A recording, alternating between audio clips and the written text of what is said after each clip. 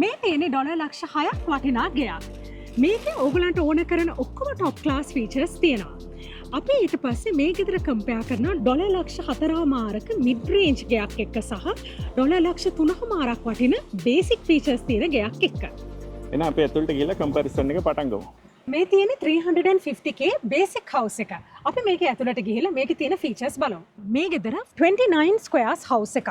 මේ හවුස් එකේ සයිස් එක ඇවිල්ලා 267 ස්ක්වයර් මීටර්ස්. මේ ගේ ඇතුලේ ඔයාට 4 bedroom 2 baths 2 car spaces තියෙනවා. දැන් අපි ඇතුළට යන්න හදනවා. wow මේක මේ ප්‍රයිස් පොයින්ට් එකට සෑහෙන ලස්සන ගියක්. මම හිතුවේ බේසික් ෆීචර්ස් තියෙන හවුස් එක මෙච්චර හොඳ එකක් වෙයි කියලා. රැවටෙන්න එපා. මේ හවුස් එක ස්ටේජ් කරපු හවුස් එකක්. මේ තියෙන ඔක්කොම වෝල් පික්චර්ස් එහෙම ඒගොල්ලෝ දෙන්නේ නැහැ. බේසික් හවුස් එකක් විතරයි ඔයගලන්ට හම්බ වෙන්නේ. මෙතන ඇතුල් වෙච්ච ගමන් රයිට් සයිඩ් එකේ පොඩි සිටින් ඒරියා එකක් වගේ තියෙනවා. එතන ඔයාලට ගෙස්ලා නම් ආවම වාඩි වෙලා ඉන්න පුළුවන්. මාස්ටර් බෙඩ්රූම් එක හරිම ස්පේෂස්. ඒ වගේම හයි සීලින් එකක් තියෙනවා. මේකේ ලෙෆ්ට් එකේ තියෙන වගේ වොකින් රෝබ් එක. ඊට පස්සේ පොඩ ඉස්සරහට ගියාම ලොකු වින්ඩෝ එකක් තියෙන හොඳට සන්ලයිට් එන්න. ආයිත් ලෙෆ්ට් එකේ කෙලින්ම බාත්රූම් එක තමයි ඕපන් වෙන්නේ. ඒකත් ඕපන් බාත්රූම් එක ක්ලෝස් කරන්න දොරක් නෑ මේකේ. ටොයිලට් එකට විතරයි දොරක් තියෙන්නේ ඉස්සරහ. බාත්රූම් එකේ ෆ්ලෝර් ටු සීලිං ටයිල්ස් නැහැ. ඒකේ ෂවර් එකේ විතරයි ටයිල්ස් තියෙන්නේ. අනිත් ඒරියාස් තියෙන්නේ නෝමල් පේන්ට් එක තමයි බාත්රූම් වොල්ස් වල. දැන් මාස්ටර් බෙඩ්රූම් එක පහු කරගෙන අපි යනවා ලිවිං ඒරියා එකට. යනකොට වම් පැත්තේ තියෙනවා තව සිටින් ඒරියා එකක්. මේක ඕගලන්ට යූස් කරන්න පුළුවන් තියටර් රූම් එකක් විදිහට. ලොකු ටීවී එකක් එහෙම මේ වෙලාවේ ෆික්ස් කරලා තියෙනවා. එන්ටර්ටේන්මන්ට් ඒරියා එකක් විදිහට යූස් කරන්න පුළුවන්. දැන් අපි එන්නේ මේන් ලිවිං ඒරියා එකට. ගොඩක් හොඳට ස්පේස් එක තියෙනවා. ඕපන් ප්ලෑන් ලිවිං ඒරියා එකක් තියෙන්නේ. ඔයගලන්ට පේනවා ඇති මේ පැත්තේ කිචන් බෙන්ච් টොප්ස් උයි. ඊට අමතරව කුක් টොප්ස් එහෙම තියෙනවා. ඇප්ලයන්සස් එහෙම හැබැයි බේසික් ඇප්ලයන්සස් තමයි මට පේන විදිහට අර එක්ස්පෙන්සිව් ඒවා නෙමෙයි දාලා තින්නේ ඔක්කොම. මේ සින්ක් එක වුණත් පොඩි සින්ක් එකක් තමයි තියෙන්නේ. ඩීප් සින්ක් එකක් නෙමෙයි. මේකේ කිචන් බෙන්ච් টොප් එක ඔයගලන්ට පේනවා ඇති මේ එච්චර thickness එකක් නැහැ. ඒක තමයි බේසික් කියලා කියන්නේ බේසිකලි. ඊට පස්සේ ඩිෆ් ෂෝෂර් එකක් තියෙන්නේ normal standard Technica එකක්. expensive brand එක නෙමෙයි තියෙන්නේ. cooktop එකත් බෙලිසමු ටෙක්නිකාම තමයි. එච්චර expensive එකක් නෙමෙයි ඒක. ඊට පස්සේ ඒකට එහා පැත්තෙන් තියෙනවා fridge space එක. බෝර් fridge එකක් තියෙන නැත් එකක් නෙමෙයි. ඊට පස්සේ storage area එකක් තියෙනවා ඒකට එහා පැත්තෙන්. මේ cupboards soft close cupboards නම් නෙමෙයි. ඒක මම හිතන්නේ upgraded feature එකක් විදිහට තමයි ඒගොල්ලෝ දෙනවා ඇත්තේ. ඊළඟට අපි යමු laundry එකට. normal laundry එකක් එක sink එකයි තියෙන්නේ. base top එකක් නැහැ. just a basic laundry room එක. ඔයාට cupboard space එක තියෙනවා. ඊට අමතරව ඔයාගේ washing machine එකයි dryer එකයි දාන්න පුළුවන්. living area එක පහු කරගෙන ඊට පස්සේ ආපහු rooms තියෙන කැලට එන්ටර් වෙන්න පුළුවන්. මෙතන කෙලින්ම ගියාම bathroom එක තියෙනවා. තනි sink එක තියෙන්නේ. ඊට පස්සේ bathtub එක normal size නේ. ඔව් අනික එක අර floor to ceiling tiles නෙමෙයි තියෙන්නේ. ඒ feature එක ගොඩක් අයට ඕනේ නේ. floor to ceiling tiles තියෙන එක. ඔව් ඒකෙන් හරි look එකක් එනවා. ඊට අමතරව මම හිතන්නේ maintenance වලටත් ලේසි. ඊට පස්සේ bathroom එක දෙපැත්තේ bedrooms දෙක තියෙනවා. sizes නම් චූටි නේ. ඔව් පොඩි standard size මම නම් කියන්නේ. ඉතින් අනිත් bedroom එක. ඒකත් size එක නම් චූටි. ඇවිල්ලා third bedroom එක. bedroom තුනම size එක චූටි same size වගේ තමයි මට පේන්නේ. මේ rooms වල walk-in robes නැහැ. ඔක්කොම වගේ තියෙන්නේ standard wardrobes. අපි දැන් එළියට යන්න හදන්නේ alfresco area එකට. ඒකත් හොඳයි සාමාන්‍ය reasonably sized backyard එකක් තියෙනවා. fire pit testing. මාට ඉන්ටේකේ ගිනි ගොඩක් ගහගෙන ඉන්නේ. අපි දැන් යමු 400k mid range ගේ ඇතුළ බලන්න. මේකේ නම ඇවිල්ලා Rothel 33. මේකේ house size එක ඇවිල්ලා 302 square meters වගේ තමයි තියෙන්නේ. lot width එක 16 meters, lot depth එක 32 meters. මේ ගෙදර 4 bedroom 2 baths 2 car spaces තියෙනවා. අපි දැන් මේ ඉන්නේ 400k mid range ගේ ඇතුලේ. මේක ඇතුළට ආපු ගමන් මට පේන්නේ wide entrance එකක්. මම කලින් දැකලා තියෙන ගේ වලට වැඩිය සෑහෙන වෙනස් wide entrance එකක් තමයි තියෙන්නේ. මෙතනින් වම් පැත්තට ගියාම කෙලින්ම තියෙන්නේ master bedroom එක. මේ master bedroom එක ගොඩක් spacious. ඒකේ තියෙන light fittings උත් හරිම ලස්සනයි.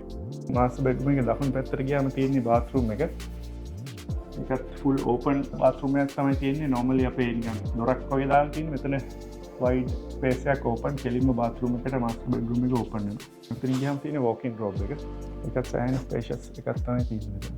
අද මාස්ටර් බෙඩ්රූම් එක බැලුවා. ඊට පස්සේ අපි කොරිඩෝර් එකකින් ඉස්සරහට ඇවිදගෙන යනවා. එතනින් ගියාම ඊළඟට ආයි දකුණු පැත්තේ තියෙනවා නිකන් පෑන්ට්‍රි එකක් වගේ එකක්. බට්ලර්ස් පෑන්ට්‍රි. ඊට පස්සේ එතනින්ම කෙලින්ම වම් පැත්තේ තව බාත්රූම් එකක් තියෙනවා. පොඩි ටොයිලට් එකක් විතරක් තියෙන. ගෙස්ට් ටොයිලට් එක. ඊට පස්සේ එතනින් ඉස්සරහට ආපු ගාම කියන්නේ ලිවිං රූම් එක. හරිම ස්පේෂස් ලිවිං රූම් එක. මම හරිම ආසයි. හොඳ විත් එකක් තියෙන ස්ටෝන් බෙන්ච් ටොප්ස් තියෙනවා. අර බ්‍රවුන් තීම් එක තමයි යන්නේ දිගටම වයිට් ඇන්ඩ් බ්‍රවුන් තීම් එක. මේ ගෙදර කිචන් ඒරියා එකේ අවන්ස් දෙකක්ම ඔයගලන්ට ඉන්කෝපරේට් කරලා තියෙනවා.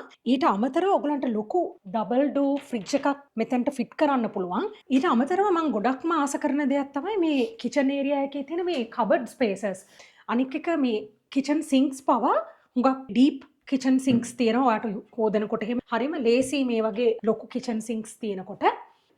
මේ තියෙන ඩිෂ් වොෂර් එක. ඒගොල්ලෝ ඒකත් ඉන්ටිග්‍රේට් කරලාමයි තියෙන්නේ. ඊට අමතරව මේ ඉන්ඩක්ෂන් කුක්ටොප් එකක් තමයි මේගොල්ලෝ දාලා තියෙන්නේ. මේ තියෙන අපි අර බට්ලර්ස් පෑන්ට්‍රි එක. ඉතින් මේකත් ගොඩක් යූස්ෆුල් වෙනවා. මොකද ගෙදරක කට්ටිය ආවම ඉස්සරහා ඉඳගෙන කුයන්න කරන්න දැස්ති නැත්තම් ඔයාට පුළුවන් මේ ඒරියා එක යූස් කරලා ඔයාගේ මීල්ස් ප්‍රෙප් කරන්න. එතනින් ගියාම ඔක්කොම රූම්ස් ටික තියෙන්නේ මේ පැත්තේ. කෙලින්ම ගියාම ලෙෆ්ට් එකේ තියෙනවා ස්ටෝරේජ් එකක්. ඊට පස්සේ තියෙනවා බෙඩ්රූම්ස්. මේක කිඩ්ස් බෙඩ්රූම් එක විදිහට තමයි යූස් කරනවා කියලා පෙන්නන්නේ. ඒගොල්ලෝ ස්ටේජ් කරලා තියෙන්නේ කිඩ්ස් බෙඩ්රූම් එකක් විදිහට. ඒත් වෝක් ඉන් රූම් එකක් තියෙනවා. චූටි කාමරේ නේ. එච්චරම ලොකු නෑ කාමරේ. මේක පොඩි කාමරයක්. ඊට පස්සේ මෙතන තියෙනවා ස්ටඩි ඒරියා එක. මේ ස්ටඩි ඒරියා එක හුඟක් වර්ස්ටයිල් විදිහට යූස් කරලා තියෙනවා. හොඳ ඩෙස්ක් එකක් එහෙම දාලා. ඊට පස්සේ ඒකට ඔපොසිට් තියෙන්නේ ලොන්ඩ්‍රි එක. ඒකට වොෂර් එකයි ඩ්‍රයර් එකයි දෙකම තියන්න පුළුවන්. උඩ තියෙනවා cupboard spaces and a sink. ඊට පස්සේ මෙතනින් ගියාම තියෙනවා වගේ මේන් බාත්රූම් එකයි තව රූම්ස් දෙකක් තියෙනවා. මේ බාත්රූම් එකේ මම දකින විශේෂත්වය තමයි ෆ්ලෝර් ටු සීලින් ටයිල්ස් තියෙනවා. ඒක ඇත්තටම අප්ග්‍රේඩ් එකක්. නෝමලි ඕගලන්ට ෂවර් කියුබිකල් එක විතරයි ඒගොල්ලෝ ටයිල් කරන්නේ. බෙඩ්රූම්ස් ඔක්කොම එක වගේනේ. ඔව් එක සයිස් එක. මට පේන්නේ මාස්ටර් බෙඩ්රූම් එක තමයි ටිකක් ලොකුවට තිබුණේ.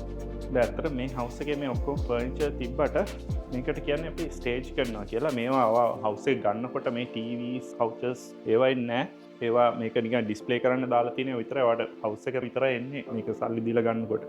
හැබැයි කවදා හරි දවසක ඒගොල්ලෝ මේ ස්ටේජ් එකේ ඩෙවලොප්මන්ට් ඉවර වෙලා මේ ඩිස්ප්ලේ හවුස් එක විකුණන්න හදනකොට ඔයගලන්ට පොඩ්ඩක් ඇවිල්ලා අහන්න පුළුවන් මේ ෆර්නිචර් එක්කම මේ ඩිස්ප්ලේ හවුස් එක ගන්න පුළුවන්ද කියලා. සමහර වෙලාවට ඒගොල්ලෝ ඒක ලව් කරනවා.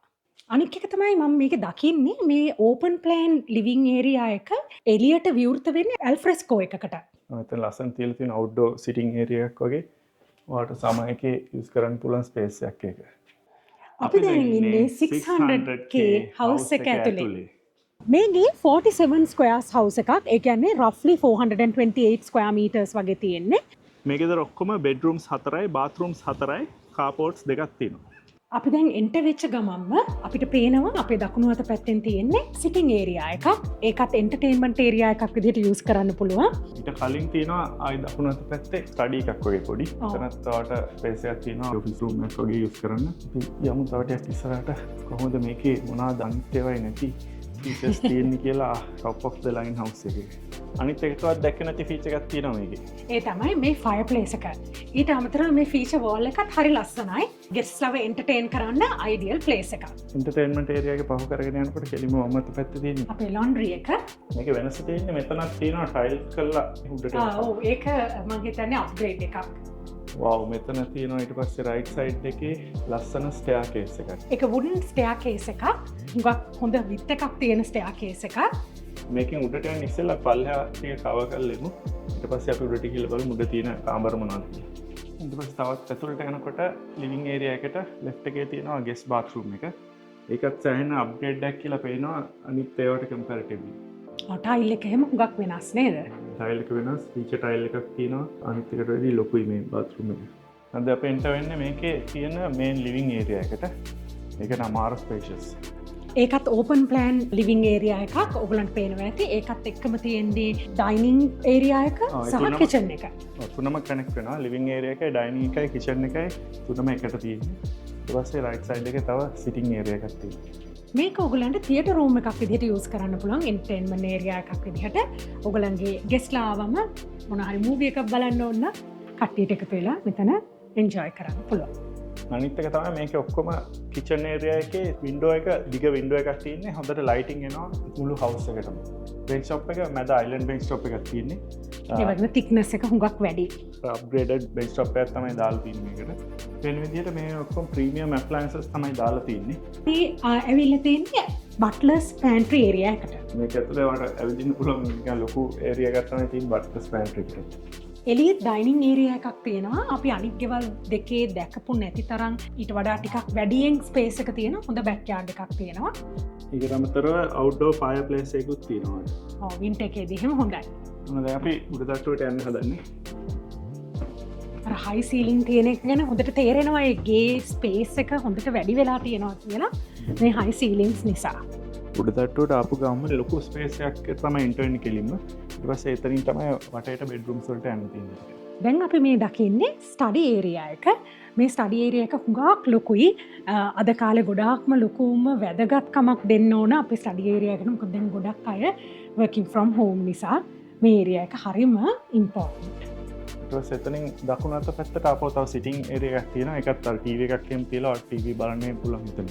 ස්ටඩි ඒරියා එකෙන් ලෙෆ්ට් එකට තියෙන තව බෙඩ්රූම් එකක්. ඒක සෑහෙන ස්පේස් එකක් තියෙන බෙඩ්රූම් එකක්. මං ආසයි මේකෙත් ගොඩාක් වින්ඩෝස් දාලා හුඟක් එළිය ඇතුළට එන විදිහට තමයි ඩිසයින් කරලා තියෙන්නේ. බෙඩ්රූම් එක ඇතුලෙන් ඇටච් බාත්රූම් එකක් තියෙනවා. ලොකු බාත්රූම් එකක්. ඒකත් ඉතින් දකුණු පැත්තට ස්මෝකින් රූම්ස් තියෙනවා බාත්රූම් එකත් එක්ක. ඊට පස්සේ මේකේ තව එක්ස්ට්‍රා ෆීචර් එකක් තියෙනවා. බෙඩ් එක පිටිපස්සේ ඔයාලට තව ස්පේස් එකක් තියෙනවා. ඒක ඇවිදගෙන. නයිස්. මේක යූස් කරන්න පුළුවන් ඔයාට ඇඳුම් දාන්න ඔයාගේ ක්ලොසට් ඒරියා එකක් විදිහට. මේන් සිටින් ඒරියා එක පව කරගෙන යන උඩ තට්ටුවේ. ඊට පස්සේ එතනින් එහාට තියෙන ඔක්කොම රූම්ස්. ලෙෆ්ට් එකට තියෙනවා තව රූම් එකක්. ඒකත් අනිත් ඒවා ඔක්කොටම වැඩිය ස්පේෂියස් රූම් එකක්. මේ টොප් රේන්ජ් එකේ තියෙන ගේ අපිට තියෙන ලොකුම විශේෂත්වය තමයි හැම බෙඩ්රූම් එකටම ඔන්සූට් එකක් තියෙනවා. වෝකින් රූම් එකක් තියෙනවා. ඔයක තමයි දාලා තිබ්බේ බෙඩ්රූම්ස් 4යි බාත්රූම්ස් 4යි කියලා. පොඩ්ඩක් ඉස්සරහට යනකොට ලෙෆ්ට් එකේ රයිට් එකේ රූම්ස් දෙකක් තියෙනවා. ස්ට්‍රේට් තියෙන ස්ටෝරේජ් එක. ඒක දෙපැත්තේ තමයි බෙඩ්රූම්ස් දෙකක් තියෙන්නේ. එතකොට උඩ තට්ටුවේ බෙඩ්රූම්ස් 3යි යට තට්ටුවේ 1යි තියෙනවා. හැම එකේම තියෙනවා ඔන්සූට් එකයි වෝකින් රූම් එකයි ලාර්ජ් සයිස් ඒවා. බාත්රූම් ඔක්කොම ෆ්ලෝර් ටු සීලින් ටයිල් කරපු ඒවා. මේකේ මම දැකපු ෆීචර් එකක් තමයි ඒක හැම බාත්රූම් එකකම ෆ්ලෝර් ටු සීලින් ටයිල් කරලා තියෙනවා. දැන් අපේ එස්ටේට් එකේ තියෙන top of the line, mid range and basic level home tours තුනක් ඉවර කළා. මේකෙන් ඕගොල්ලන්ගේ future house එකට design ideas ගන්න පුළුවන් වුණා කියලා අපි හිතනවා. වීඩියෝ එක enjoy කරා නම් like එකක් දාගෙන යන්න. එහෙනම් ඊළඟ වීඩියෝ එකේ හම්බ වෙනකන් හැමෝටම ජය වේවා.